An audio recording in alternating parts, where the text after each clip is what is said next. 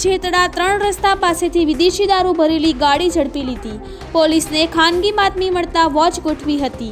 દિયોદર પોલીસને ખાનગી બાતમી મળેલ કે જેતડા તરફ વિદેશી દારૂ ભરી ગાડી નીકળે છે તેવી બાતમીના આધારે દિયોદર પીએસઆઈ એચપી દેસાઈ તથા સ્ટાફના માણસોએ જેતડા 3 રસ્તા પર વોચ ગોઠવી હતી, જેમાં બાતમીના આધારે GJ18 BJ1341 નંબરની ગાડી રોકી તપાસ કરતા ગાડીમાંથી અલગ અલગ બ્રાન્ડની 129 બોટલ કિંમત ₹32,320 અને ગાડી કિંમત ₹5,32,320 નો મુદ્દામાલ કબજે લીધો હતો, જેમાં પોલીસે ગાડી ચાલક અશોલ અર્જુન વિશ્નોઈની અટક કરી તપાસ હાથ ધરી છે, જેમાં પોલીસે દારૂ ભરેલી ગાડી ઝડપી લેતા દારૂનું સપ્લાય કરતા બુટલેગરોમાં ફફડાટ ફેલાયો છે।